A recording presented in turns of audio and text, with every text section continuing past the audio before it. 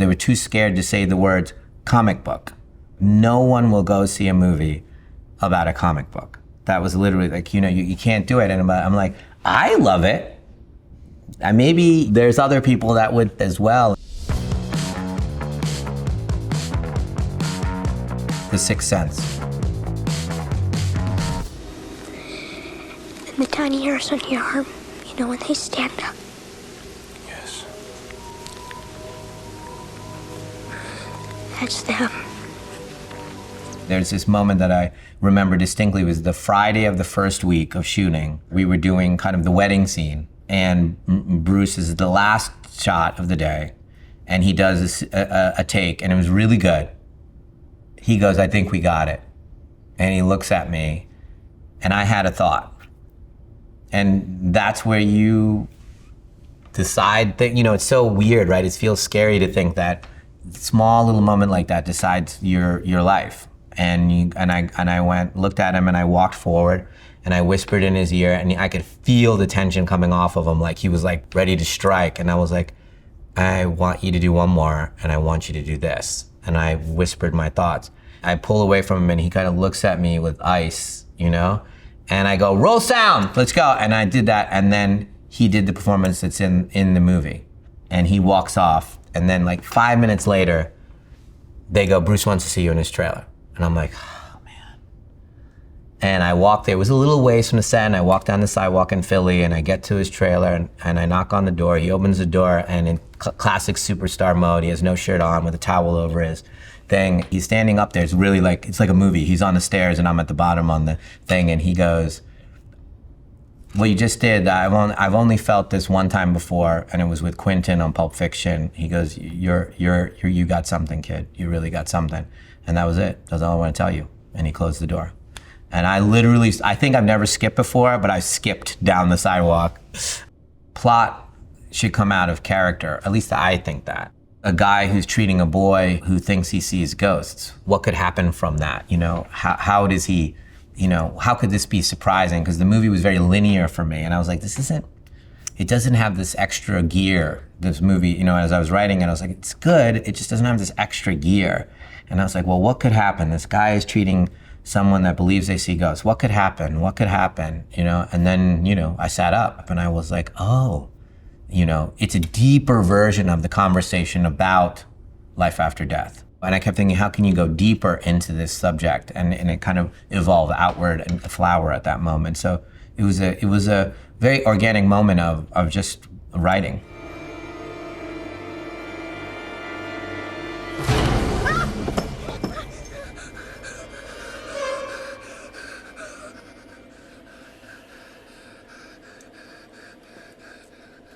When Haley walked in and he started to read from me, I'm like, well, I don't even want to make the movie if it isn't this kid. I was absolutely certain when I met him. I do have that as a person, kind of like, I'm like, that's my house. That's where I'm going when I see something. The house that I live in now wasn't for sale, and I was like, I'm going to live here. Or, that's going to be my wife. When I met her, I knew immediately, and I'm that person that there's a commitment. I feel a peace in there about it. That was the first of the kind of miracles for me that have happened. And I do think of them as luck, that when an actor walks in, that's perfect.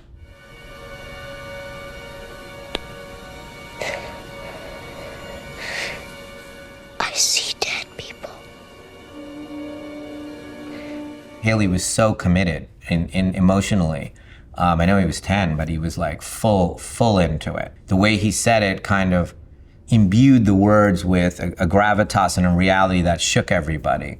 So it was really Haley's performance filling those words and kind of the signature, hopefully, of 3 decades of saying, well, that's my value system, which we're making genre movies, which you can dismiss, but we're gonna do them with absolute truth at the highest level of execution. And that's when people say, well, what's your brand? Or do you make horror movies? Not really, you do twist movies. I mean, yes, I do sometimes, but really it's genre at the highest quality. I want you can dismiss them because of its genre, and they're not as important as the other genres, but I'm gonna challenge you because we're gonna take the cinema and do it at like the highest level. And that really espoused that for me. So, gratefulness to Haley.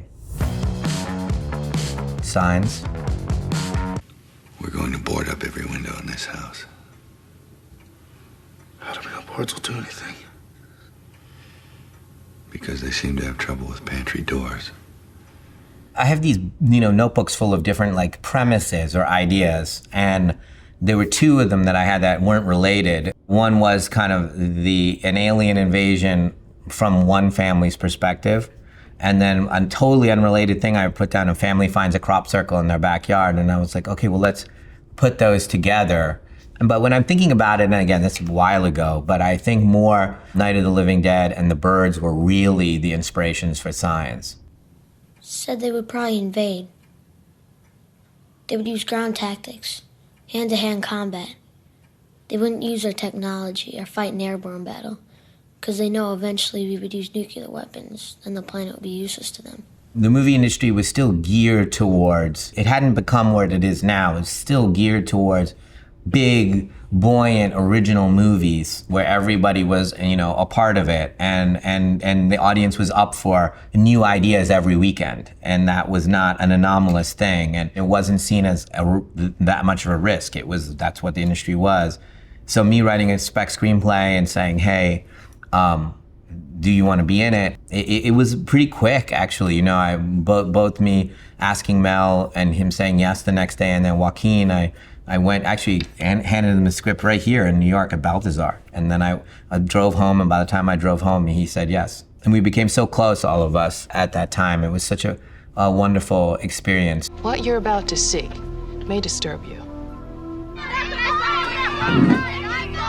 It was a way kind of preceding found footage movies. It was like a little found footage moment. Very similar to that comes with found footage. That's the premise that makes it so scary that, oh wait, it's real, But the comedy in that moment, that walk was so funny. And vamonos, kids, vamonos. Like he's talking to the camera, he's losing his mind, he's in this closet and he backs up into the clothes. I was just in Brazil and they were all talking about, why did you pick Brazil? Why did you pick that? It was, again, my feeling of like kind of bringing in international culture a little bit, being an immigrant. Unbreakable. To not know your place in this world. To not know why you're here. It's just an awful feeling. What was the thought process behind the follow-up to Sixth Sense? Were you trying to reinvent yourself or change people's perception of you as a filmmaker? None of that. They're never going to let me make another movie once this is released. Once Sixth Sense is released, you better get them to say yes to another movie as fast as you can. That was literally, because that was my experience, that the first movie didn't do well, and 3 years later, it took me 3 years to make another movie. I made that movie, that didn't do well. It took 3 years to make another movie, And so I'm like, as fast as it can go before this movie tanks. And I still have that to this day, that feeling like they're never going to let me make another movie. And so just as fast as you can make another movie. It's kind of, I don't know if that's an immigrant mentality or what it is, but I had that then. And again, there, it was, hey, I love comic books. I know this is a very niche market, but I love it. And I think, wouldn't it be cool to make a grounded version of that? How much is it, Dad? About 350 pounds. It seemed like the studio's trying to market it as something else. Did you have an issue with that, or that's just not up to you? Well, the irony is, as with all things, if you deny what it is because you're afraid of it being different, you're stealing all of its strength. That's a great example. Like they were like, we had one of the biggest movies of all time, and the same two people were making another movie. Let's make it look like that movie. As opposed to what it was, which was the beginning of an entire genre. But they didn't realize it because they were too scared to say the words comic book.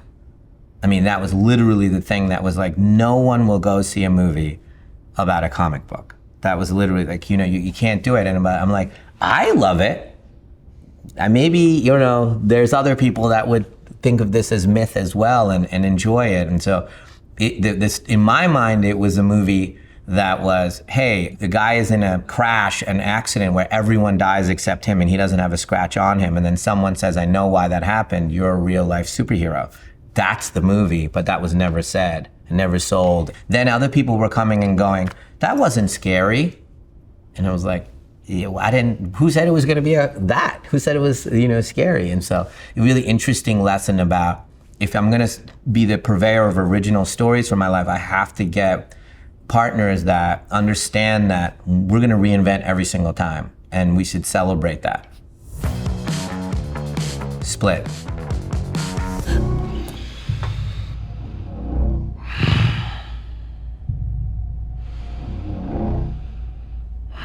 Thank you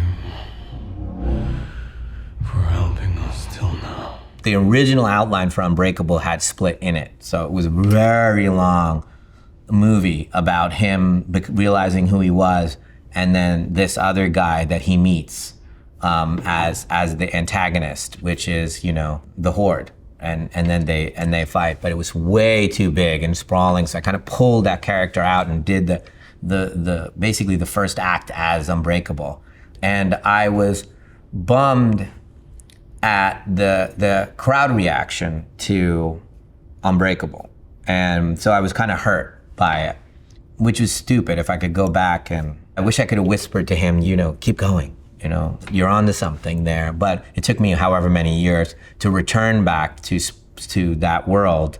And then I went, I wonder if I can make a sequel, which I have a distaste for because it's too safe. What if I can make a sequel, but I don't tell anybody it's a sequel? So that's like backwards, right? You're basically taking everything, the reason you would do it, to have the financial safety net and the connection with the audience, but never telling them that. And I was like, I wonder if I could do it. So I secretly went to Disney and said, could I have the rights to the David Dunn character just for a little cameo? This is like a little Easter egg thing. They said yes, and I didn't even tell Universal. So in the script that I showed them and sold them, I didn't have the ending on it. And so for me with Universal, it was fun to I remember that day, the screening room happened. We screened the movie of Split for them, and the lights went out. They watched the movie, and the ending of Split happened. They gave him a funny name, too. What was it? Mr. Glass. The lights come on, and they're like, how are we releasing a movie with a character from another studio? And I was like, it's all good, here it is. And they're like, oh my God. And so I was like, but don't tell anybody. We took a big risk showing that movie 4 months early to a film festival because I wanted to have that underground buzz about it. And it was just magical thing, taking all these huge risks and breaking form and getting partners that believe in that and the audiences to support these kind of big swings. It's just been so lucky. Dr. Fletcher, it's Barry. It doesn't seem like Barry. Barry is an extroverted leader. Yes, I am. It was just the perfect guy. Again, the perfect human being walked into my life, and I emailed with him and I said, I'm gonna send you the script. And he goes, which part am I playing? What's the character's name? And I was like, just read the script. All of them. He was really interested in this subject and had studied deeply about this subject because he was gonna make a movie a long time ago about the same subject. So I found the one actor who's already versed in this. And so we just were off to the races, and we just started talking about each character. And James is a world-class stage actor. So this idea of being a performative character keeps popping, and there's a performance from each character for these girls. When we would shoot, I go check the gate, I go cut, and then everyone would applause from the other actors and the crew members because what we were watching was so special. In my opinion, that was the performance of the year. Glass. I understand that the three of you think you are superhuman. That you don't think you are normal. You've convinced yourselves you have extraordinary gifts, like something out of a comic book.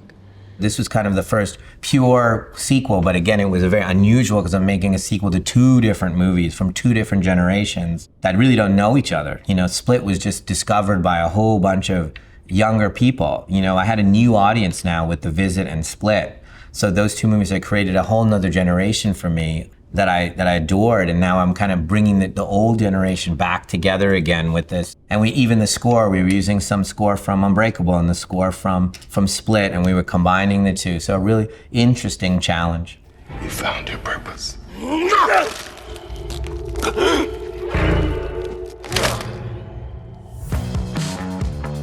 The Village.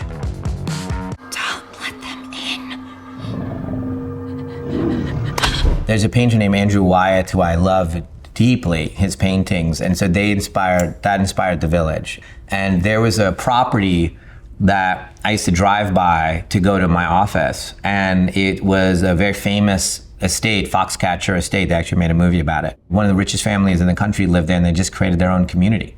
And whatever happened in there was a mental institution in there. They just took care of their family members that were not okay in there, and God knows what else happened there.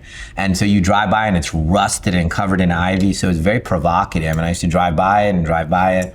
Now it's a development with McMansions. So, but it was very scary at one time. And so I was like, I wonder if you had all the money in the world, what would you do with it?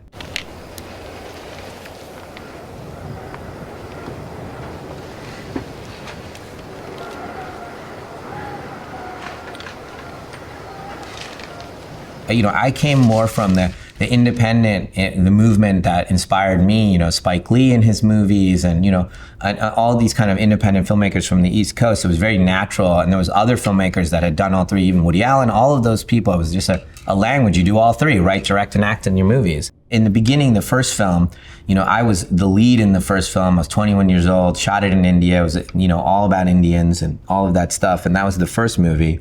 As I became known a little bit, it started to affect the storytelling because people would be like, "Oh my God," and you would ruin the kind of suspension of disbelief if you did it in the wrong way. So that became how do you do this in a way that is gentle or fun in a way that makes sense? And so now it's kind of, I try to find funny moments, funny ways to incorporate myself.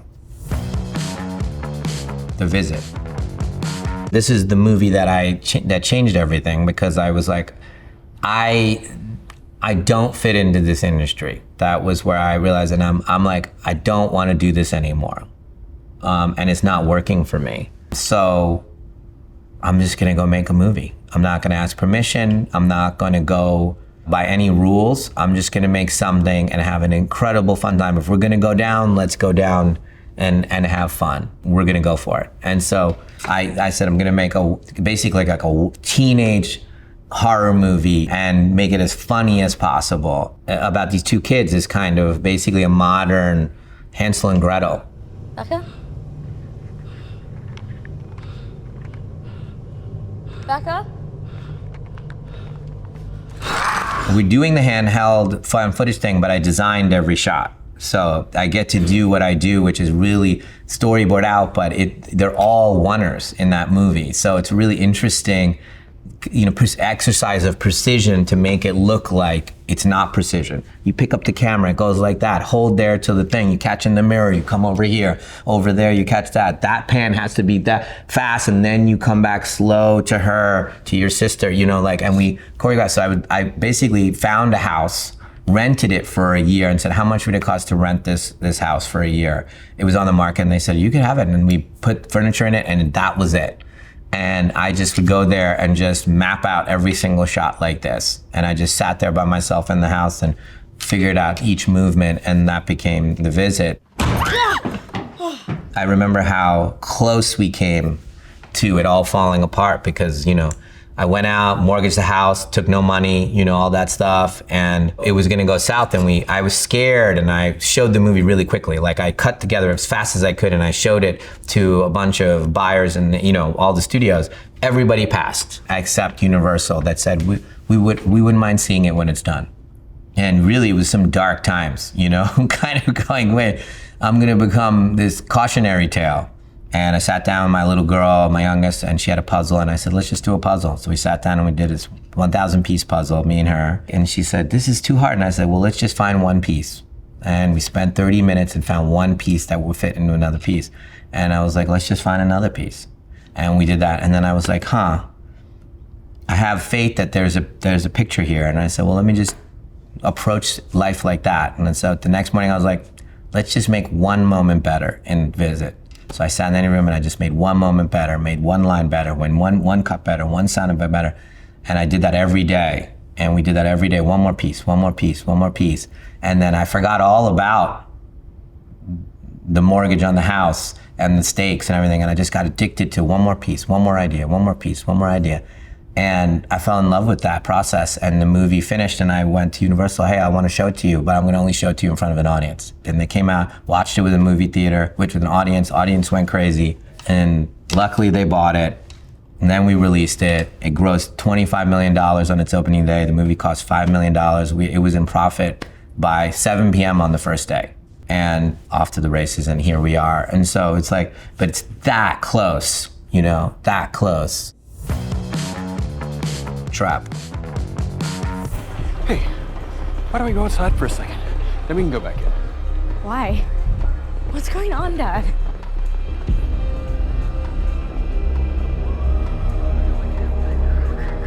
I do believe in a process. The process of these movies, from The Visit all the way through Servant. There's no fluff. We're all here. There's no way to protect yourself. We'll all get paid if we're successful. If we're not, we don't get paid. And I don't think it should be the other way. That's just my own philosophy. It drives me. It drives me when I do it like that. And who's like-minded? Who wants to come do that? And I wrote this role for a dad, but he has to be charming and amazing. It's a superstar role. But who, is there a superstar that would come and risk everything and let go of everything and make movies the way I make movies? Josh came and walked in, and we started talking about everything, about the fact that we live away from Hollywood, that we're dads of 3 girls, and how has all these attributes, but he doesn't want, and he would throw them all away for risk taking, and danger is what really drives him. And I was like, let's go, brother. You found the right home. It was just perfect union, and I can't imagine anybody else playing the role of Cooper except Josh Hartnett.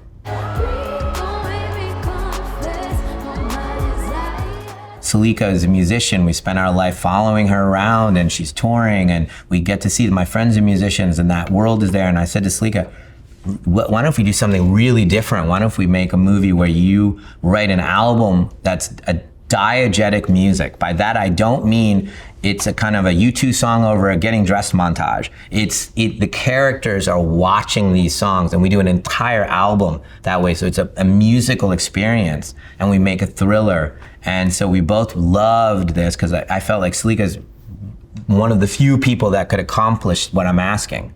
And we both sat, and then I thought of the idea of it being contained in an arena, and I said, well, so the characters go to a concert, okay, what happens? And then I remembered this kind of old event from the 80s where the FBI and the police made a sting operation for all of these criminals, and it really happened, and it was hilarious and weird, and it worked. And I was like, well, maybe they're catching someone here. And then I thought of this idea of a trap. Our relationship when they were younger was one of kind of mentor or father who has very, very specific set of ideals about what art means and how to approach art, and dead serious in our house about art, about books, paintings, poetry, you name it. Obviously movies, it's not a joke in our house. It's serious. It paid for every brick of our house. You can't corrupt it. And so we had that relationship. That's not the way it is right now. The way it is right now is these individuals are adults, and Salika is a world-class musician.